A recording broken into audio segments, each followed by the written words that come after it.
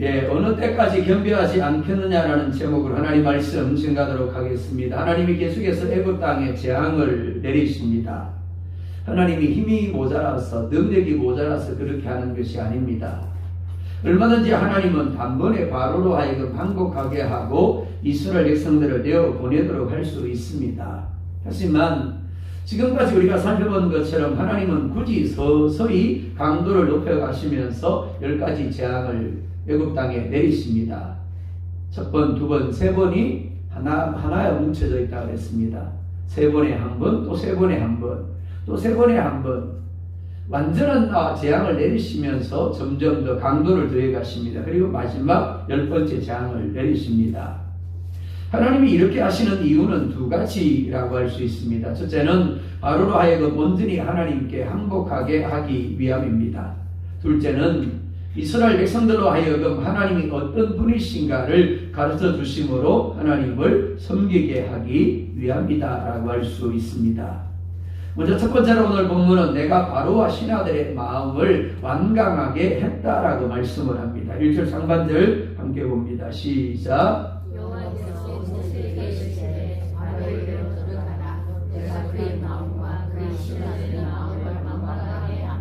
아멘. 내가 그의 마음과 그의 신하들의 마음을 완강하게 했다라고 말씀을 합니다. 이 말을 문자 그대로 읽으면 바로의 완강함을 하나님이 주도하신 것처럼 여겨집니다. 하나님이 완강하게 만들었구나라고 생각할 수 있습니다. 하지만 이 말씀은 하나님이 바로가 완강하도록 내버려 두었다라는 의미입니다.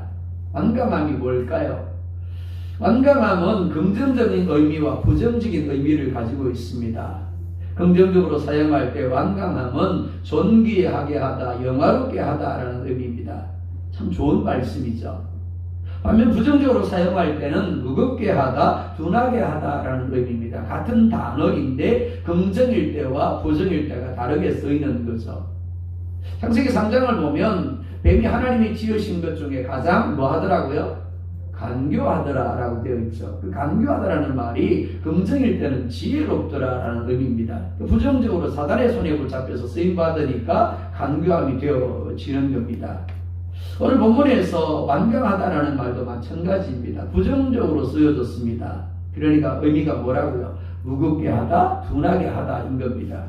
한번 물어볼까요?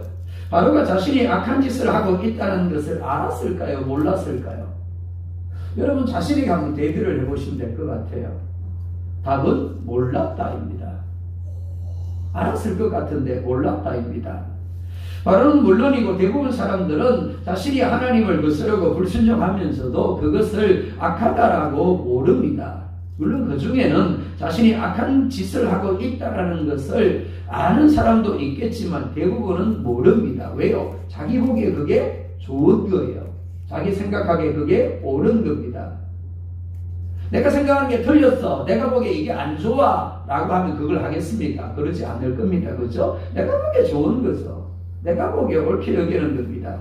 즉 그것이 악한 것이라는 걸, 잘못하는 것이라는 걸 모른다라는 것. 자, 그렇다면 바로와 신하들의 마음이 이렇게 완강하게 된 이유가 뭐냐라는 겁니다. 첫 번째, 타고난 본성이 완강했기 때문입니다. 우리가 오해하지 말아야 될 것이 무엇이라면 언제는 완강하고 언제는 완강하지 않은 게 아니라는 겁니다. 우리는 태어날 때부터 완강한 존재들입니다.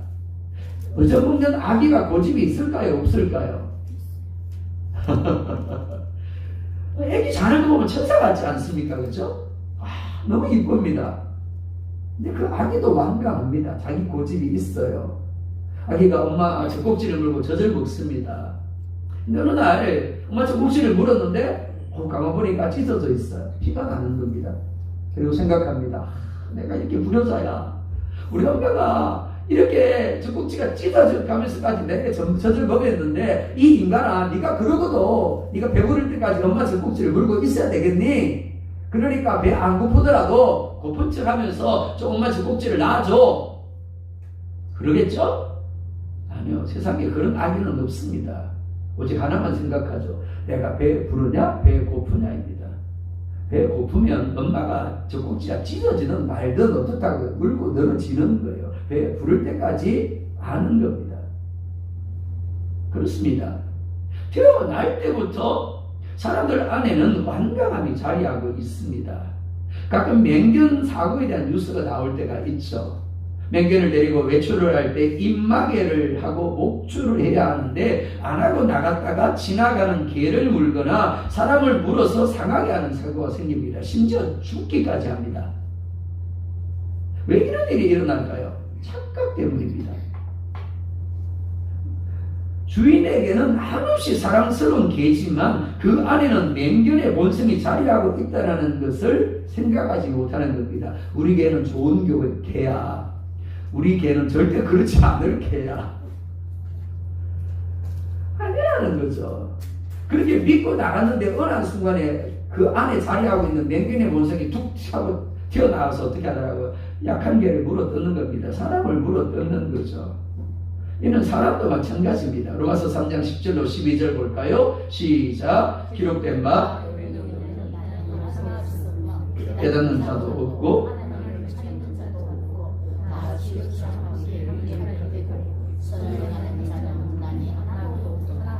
자, 맹견이 아닌 사람이 있다 없다? 없다라고 말씀하잖아요.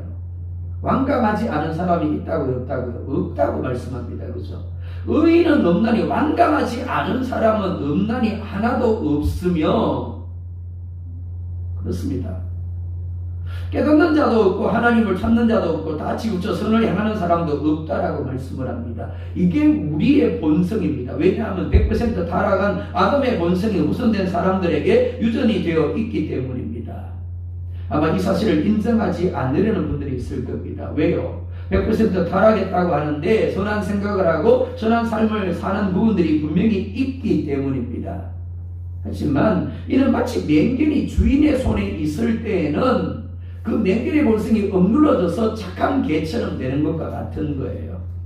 즉 예수님이 오실 때까지 이 사회가 유지되어야 하니까 여전히 복음을 들어야 할 사람들이 있으니까 하나님이 모든 사람들 안에 보편적으로 역사하셔서 어떻게 하신다고요? 맹견의 본성을, 완강함의 본성을 억제하신다는 겁니다. 그래서 일반적인 선을 행하게 하신다는 거예요. 그러니까 오늘 내가 어느 정도 착하게 살고 있어요. 어느 정도 착하게 온유하게 살고 있어요. 좋은 성품으로 살고 있어요. 그건 뭐라고요? 하나님의 은혜가 나와 함께하고 있는 겁니다. 하나님이 내가 가지고 있는 완강함의 본성을 누른 거예요. 맹견의 본성을 누른 겁니다. 그렇기 때문에 내가 이 정도예요. 근데 어느 날 하나님이 은혜 손을 탁 놔버린단 말이에요. 그럼 어떻게 된다고요? 목줄 놔버리면 달려드는 거죠. 앞에 있는 사람이 누구든 달려듭니다. 엄마 아빠도 상관이 없어요. 사랑 남편 아내라도 상관이 없는 겁니다. 심지어 자식이라도 상관이 없어요. 바로도 마찬가지입니다. 하나님이 베풀던 은혜의 손을 거두어 버리니까 본성대로 완강하게 반응하게 되어진 겁니다. 우리가 늘 예수님께 붙어 있어야 될 이유가 여기 있는 겁니다. 그렇지 않으면 어떻다고요?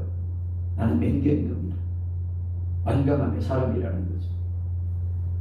어제까지는 참 좋았던 사람인데 말 한마디 때문에 어떻게 된다고요? 맹견이 되는 거예요. 완강한 사람이 되는 겁니다. 믿음의 지가 온전케 하시는 예수를 바라보자. 선한 목자에게 위성 목사님이 그러시죠. 언제 바라보자고요? 필요할 때? 아니요. 365일 24시간이에요.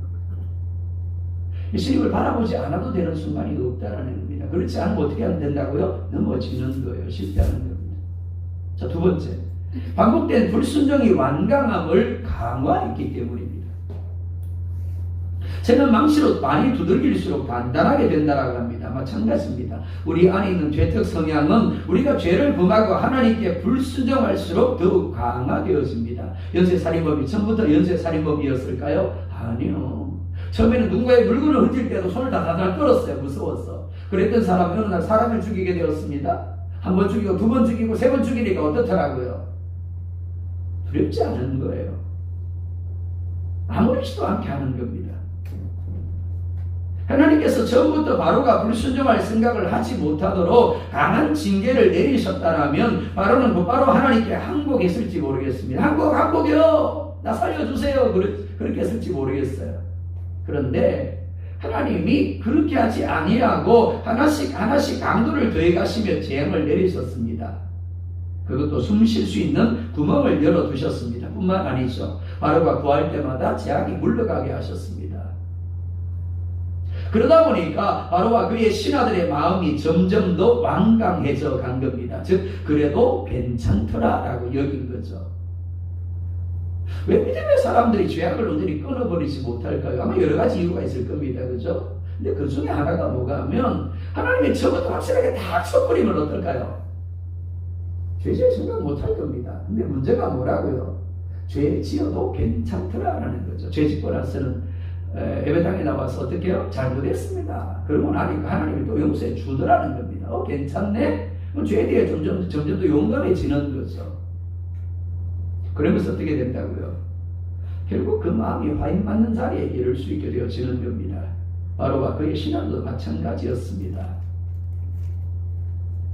작은 죄에도 움찔하고 두려워하는 것이 정상입니다. 하지만 한 번, 두 번 죄를 범하고 불순종하는데도 불구하고 괜찮은 겁니다. 그러다 보니까 한 번이 세 번이 되고 10번이 되고 점점 더 반복해서 죄를 범하고 불순종하게 되어지는 겁니다. 그리고 나중에는 하나님의 말씀을 들으면서도 찔림을 받지 않습니다. 하나님이 징계를 내리셔도 깨닫지 못하는 무디어지고 둔해지는 자리에 이르게 되어지는 겁니다. 우리가 정말 두려워해야 할 것이 바로 이것입니다. 말씀을 들어도 내 마음에 뜨거움이나 찔림이 느껴지지 않을 때, 죄를 지어도 양심의 가책이 느껴지지 않을 때, 이것을 두려워해야 합니다. 결국 그런 사람들은 바로처럼 하나님을 대적하는 자리에 거하게 되어지는 겁니다. 그리고 하나님의 진노의 심판을 받게 될 수밖에 없는 겁니다.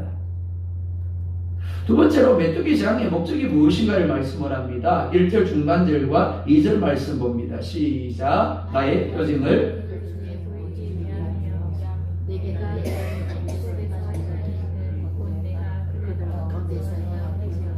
내 아들과 내 자손의 귀에 전하기 위함이라. 너희는 내가 여호와인 줄을 알리라. 아멘. 입이 있는 분은 따라 읽어주시기 바랍니다. 남의 읽는 소리만 들으시는 분이 계시는데, 자, 뭐라 말씀합니까? 말씀을 한번 나눠볼까요? 이렇게 말씀을 합니다. 첫째, 나의 표징을 그들 중에 보이기 위함이다. 표징이래요. 애국 땅에 내린 재앙을 통하여 하나님만이 참신이고 만물의 창조주이며 다스리는 분임을 보여주기를 원하셨다라는 겁니다. 그리고 인정하게 하기를 원하셨다라는 겁니다. 이는 우리의 삶에 임하는 갖가지 실패와 질병과 고난도 마찬가지입니다. 우리의 삶에 갖가지 이유로 어려움이 올 수 있습니다. 하지만 예레미야 29장 11절에서 13절에 이렇게 말씀을 합니다. 함께 읽습니다. 시작. 여호와의 말씀이니라. 너희를 향한 나의 생각을 내가 아나니 평안이 재앙이 아니니라. 너희에게 미래와 희망을 주는 것이니라. 너희가 내게 부르짖으며 내게 와서 기도하면 내가 너희들의 기도를 들을 것이요 너희가 온 마음으로 나를 구하면 나를 찾을 것이요 나를 만나리라. 아멘. 그렇습니다. 내 삶에 어려움이 왔을 때 우리가 해야 할 것이 뭐라고요? 탄식하고 절망하는 것이 아닙니다. 하나님이 나에게 하나님의 어떤 불이신가를 온전히 깨닫게 하고 인정하게 하기 위한 어려움이고 표징인 겁니다. 너 이래도 나 인정하지 않을래? 너 이래도 나를 가까이 하지 않을래? 너 이래도 나를 의뢰하지 않을래? 표징인 겁니다. 그렇기 때문에 하나님께 더 가까이 나아가서 온 마음으로 구하고 찾아야 하는 겁니다. 그러면 뭐 하겠다고요? 만나주시고 회복하여 주시는 겁니다. 둘째, 내가 행한 일을 아들과 자손의 귀에 전하게 하기 위함이다라고 말씀을 합니다. 사사기 2장 7절과 10절에 이렇게 말씀을 합니다. 7절 먼저 봅니다. 시작. 백성이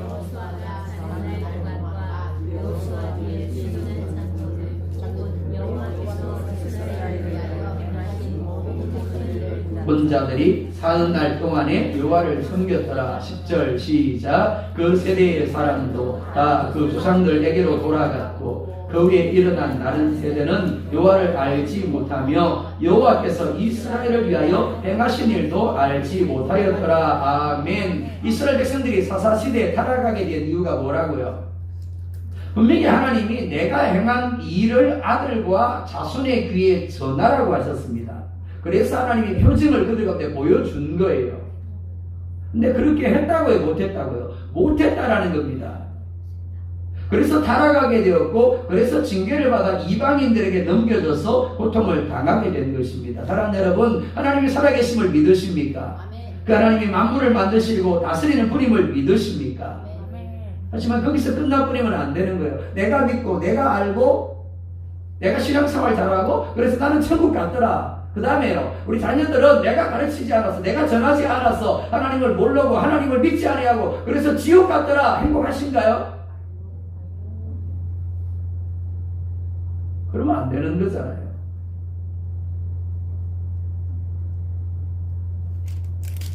내가 정말 하나님의 살아가심을 믿고 그 하나님이 만물을 만든 분이고 다스리는 분임을 믿는다라면 우리 자녀들이 믿음으로 하나님을 섬기는 삶을 살도록 하나님을 어떻게 해요? 가르치고 하나님의 말씀을 가르쳐야 된다는 얘기입니다. 하나님이 표징을 보여주는 이유가 여기 있는 거예요. 왜 굳이 한 번에 바로를 탁 쳐버려가지고 이스라엘 백성들을 내보내게 하실 수 있는데 왜 지루한 싸움을 하시는지, 왜 속을 걸 알면서도 이번에 내가 정말 잘못했다고 떠나가게 하라고, 그럼 내가 내보내겠다고. 아니요, 안 내보니까 하나님 알고 있었어요. 그런데도 왜 그렇게 하셨다고요?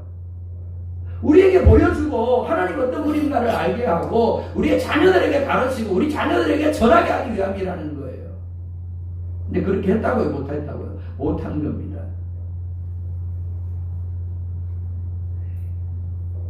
10절을 볼까요? 시작. 바로가 내가 너희와 너희의 어린 아이들을 보내며 여호와가 너희에게 하라. 그것이 너희에게는 나쁜 것이다. 아멘. 이 말씀 이해가 되세요? 목회자인 제가 10절을 몇 번을 읽었는데도 불구하고 도대체 이게 무슨 말이야 싶습니다. 왜 이렇게 번역을 해놨는지 모르겠어요. 어렵게. 자, 현대인의 성경으로 보자고요. 시작. 그들에게 호통쳤다. 그래 너희를 보아라. 너희와 함께 있는 너희 수가 나를 감동시켰어. 너희와 너희 아이들을 함께 보내게 생각하느냐. 너희도 없다. 너희가 지금도 악한 부모를 부리고 있으니 분명하다. 아멘. 좀 더 쉽죠? 의미가 다가오죠. 총에서 새 한글 성경이라고 새롭게 번역을 했어요. 어린 아이들을 위해서 현대적인 용어로, 그리고 현대적으로 쓰는 말로 번역을 했습니다. 우리 중고나 중고등부 아이들은 그 성경을 보면 좋을 것 같아요. 온라인에서 가시가 볼 수도 있습니다. 구입하지 않아도. 목회자에서도 사실은 개혁 성경을 보면요 어려워요. 왜 이렇게 번역해놨을까? 이해가 안 돼요. 원문에 들어가서 몇 번을 봐도 사실은 이해가 안 되는 성경들이 몇 군데가 있습니다. 자, 바로 그 아이들을 보내주겠다고요? 안 보내주겠다고요? 안 보내주겠다라는 겁니다. 11절 봅니다. 시작. 그렇게 하지 말고 너희 장정만 가서 여호와를 섬기라. 이것이 너희가 구하는 바니라. 이에 그들이 바로 앞에서 쫓겨나니라. 바로는 이스라엘 백성들을 보내주겠다라고 합니다. 그러면서도 누구는 빼고 어린 아이들은 빼고 어른만 가서 여호와를 섬기라 합니다. 그리고 모세와 아론을 쫓아냅니다. 하나님과 사단 사이에 일어나는 치열한 싸움 중에 하나가 바로 자녀에 대한 부분입니다. 그래? 그럼 넌 신앙생활 잘해. 그리고 넌 천국 가. 하지만 네 자녀들만큼은 그렇게 하지 마. 여러분 그러실 겁니까? 사단은 어떻게 해서든지 우리가 가지고 있는 믿음이 자녀들에게 개선되지 못하도록 막으려고 합니다. 우리의 생각 가운데 역사해요. 해도 소용없더라. 해도 안 들으려고 하는데 아니요. 그래도 해야 됩니다.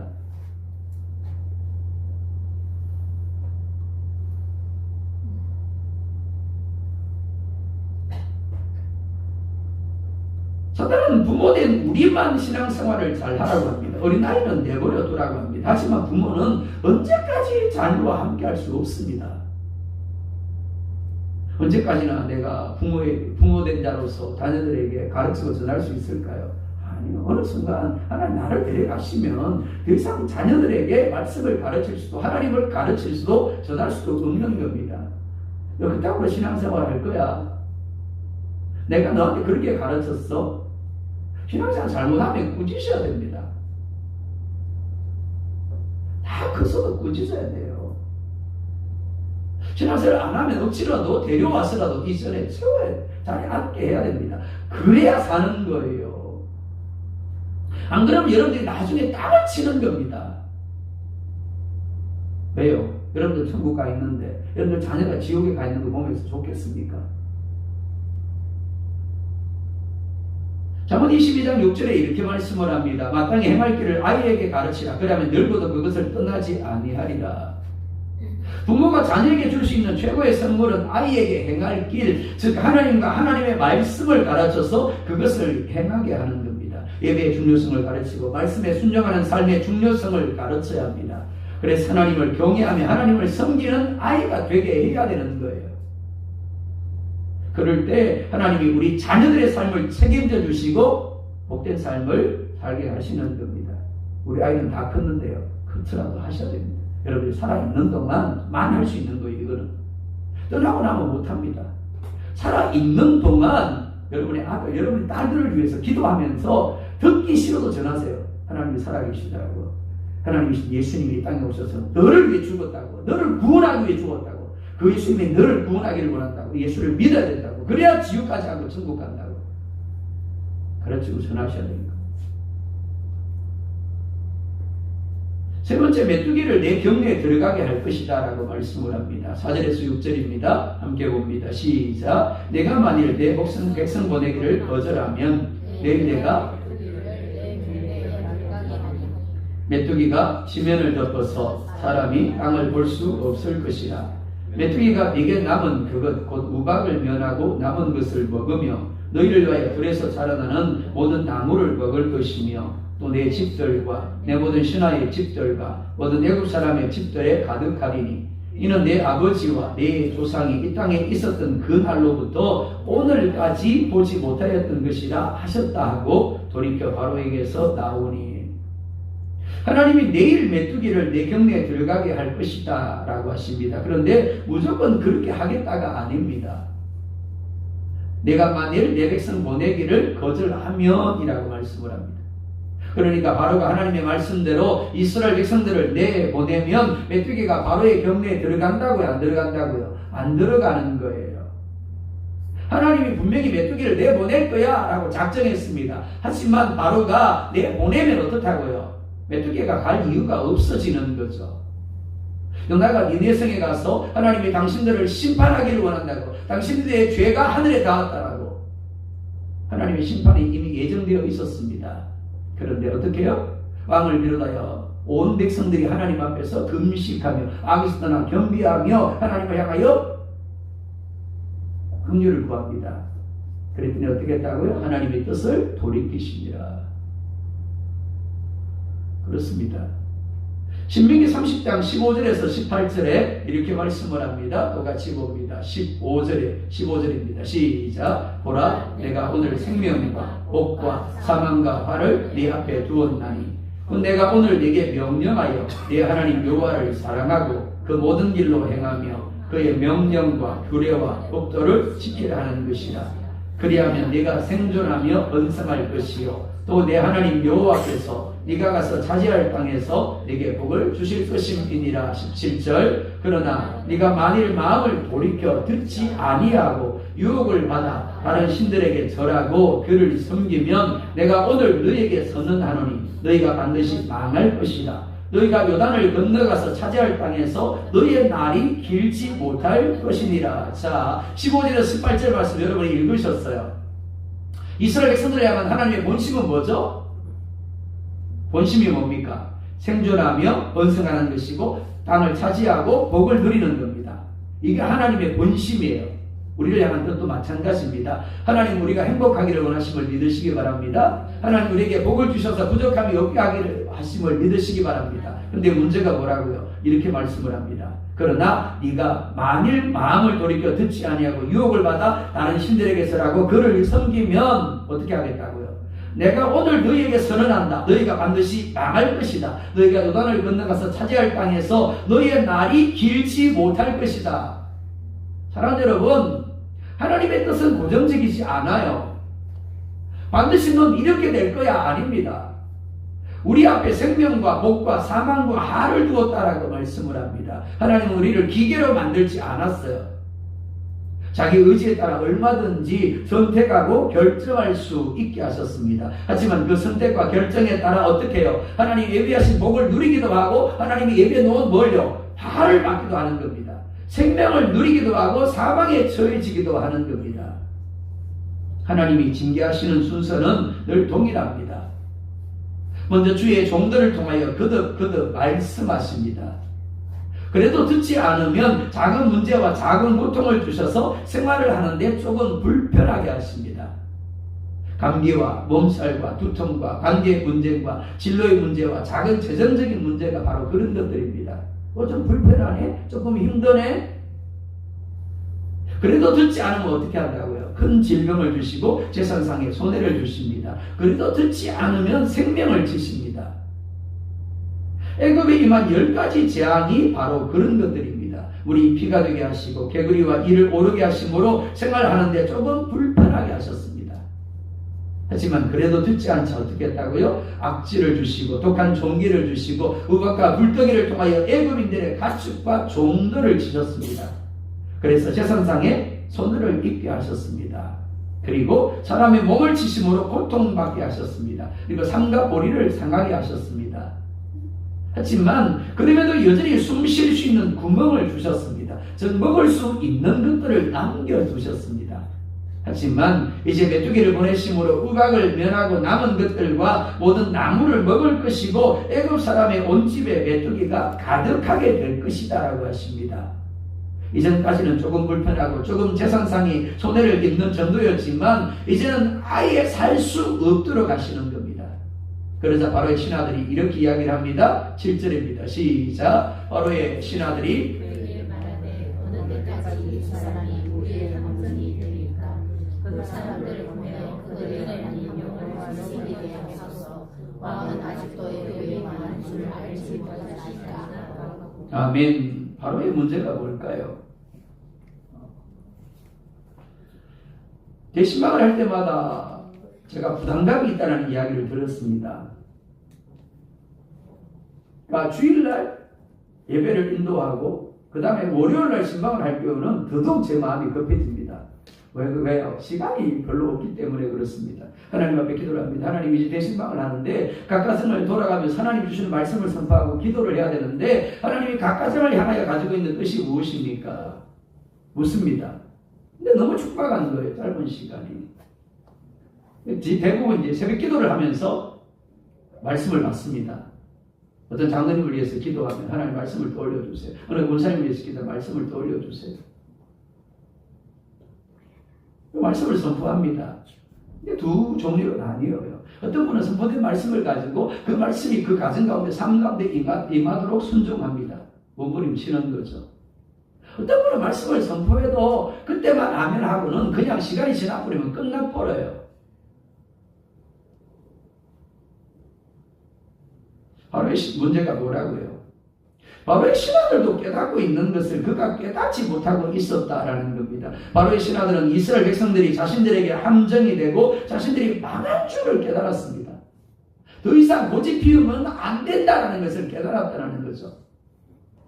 빨리 이스라엘 백성들을 내보내야 한다라고 합니다. 하지만 바로는 깨닫지 못합니다. 왜요? 그 마음이 무뎌지고 둔해져 있었기 때문입니다. 그래서 여전히 노예가 주는 노동력과 가축에 대한 미련을 떨쳐버리지 못하고 있는 겁니다. 자기가 망하고 자신의 나라가 망한 것을 모른 채 작은 노동력과 가축에 집착하고 있는 거예요.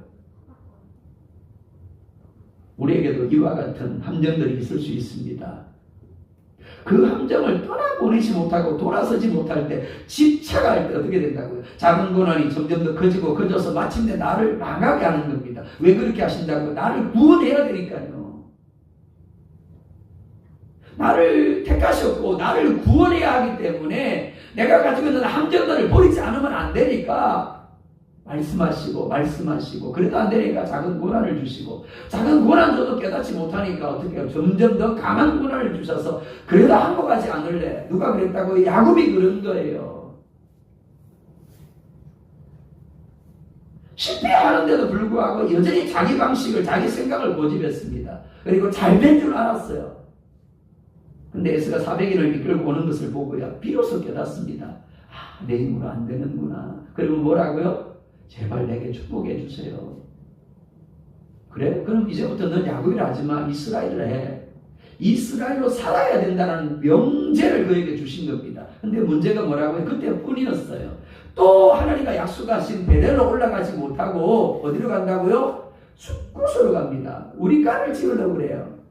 세겜성으로 갑니다. 땅 사고 거기서 진치고 살라고 그래요. 하나님이 그 딸이 강간을 당하게 하지 않았다면, 그 아들들이 살인하는 것을 막지 않았다고, 막았다면 어떻게 됐을까요?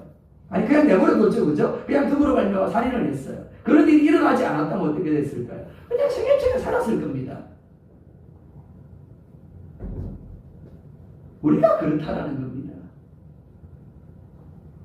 하나님을 믿는다고 하고 어느 순간 믿음으로 결단하면서 이제는 정말 내가 그렇게 하지 말아야지. 야, 정말 이제 내가 기도해야 되겠구나. 정말 말씀 봐야 되겠구나. 정말 목숨 걸고 예배해야 되겠구나. 하나님의 은혜를 삼아야 되겠구나. 하나님을 붙들어야 되겠구나. 결단을 한단 말이에요. 근데 어떻게 된다고요? 어느 순간 이스라엘이 되다가 또 야곱으로 돌아가더라는 거죠.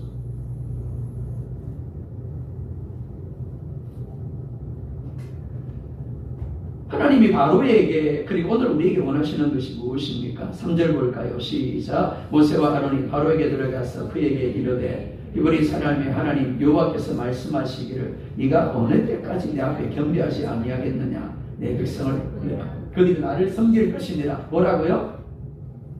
겸비하지 아니하겠느냐. 겸비가 뭔데요? 한글 참 어렵죠, 그죠? 쓰면서도 어렵습니다. 겸비라는 말, 강제로 복종시킨다라는 말이에요.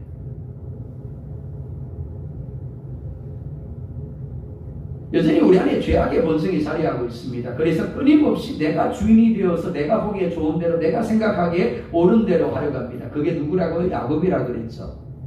하나님, 나는 못합니다. 하나님, 나는 아무것도 아닙니다. 은혜 주십시오. 가르쳐 주십시오. 말씀해 주십시오. 그게 다윗의 삶이었다 그랬죠. 그게 이스라엘의 삶이에요. 그 다윗의 삶을 하나님이 내 마음에 합한 자라고 한 겁니다. 물으면서 하나님과 같은 걸음에 갔으니까 하나님이 내 마음에 합했다. 그리고 함께 하심으로 이기게 하셨더라. 그렇게 되어지는 겁니다. 근데 어떻다고요?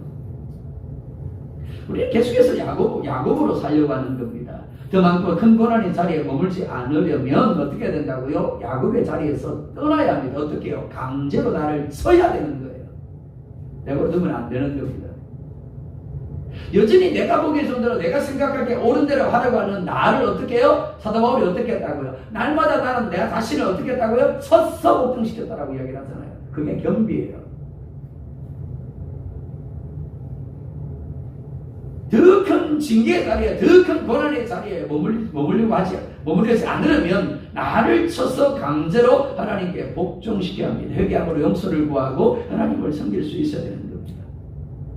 역대하 7장 13절에서 15절 봅니다. 시작. 혹 내가 하늘을 닫고 비를 내리지 아니하거나 혹 메뚜기들에게 소산을 먹게 하거나 혹 전염병이 내 백성 가운데 유행하게 할 때 내 이름으로 일컫는 내 백성이 그들의 악한 길에서 떠나 스스로 낮추고 기도하여 내 얼굴을 찾으면 내가 하늘에서 듣고 그들의 죄를 사하고 그들의 땅을 고칠지라.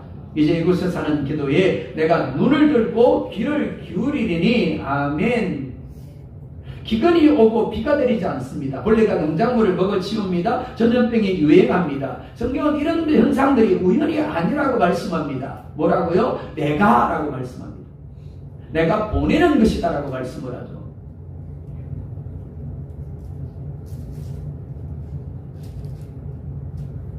악한 길에서 떠나 스스로 낮추고 기도하여 하나님의 얼굴을 찾으라는 하나님의 신호이고 표적인 겁니다. 우리나라가 하나님의 엄청난 은혜와 복을 받은 나라임을 알고 계실 겁니다. 어떻게 그럴 수 있었을까요? 세계 교회사에서 유례 없는 교회 부흥을 이루었기 때문입니다.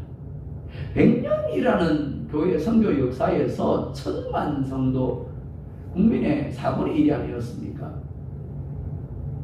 어떻게 그렇게 될 수 있었다고요?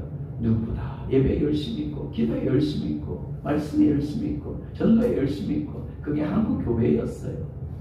기도원마다 기도하는 소리가 넘쳐나고 교회들마다 밤새워 가면 기도하는 이들로 가득하고 그런 민족이 없습니다. 그런 나라가 없어요.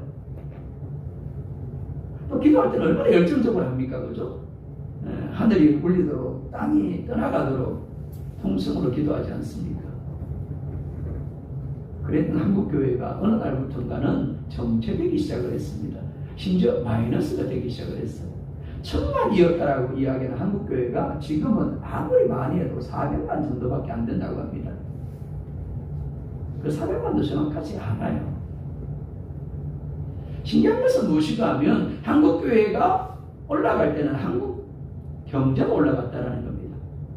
한국교회가 정체되고 곤두박질 칠 때는 한국 경제도 정체되고 곤두박질 쳤다는 거죠. 정치도 마찬가지입니다. 대통령이 문제일까요? 국회의원들이 문제일까요? 내가 그들을 세웠다라고 말씀을 합니다. 하나님이 그들을 바르게 정치하도록 못하실까요? 하나님이 왜 사단이 그들 가운데 거짓의 영으로 미혹의 영으로 역사로 내버려 두실까요? 뭐하라고요? 우리에게 뭐라 말씀합니까?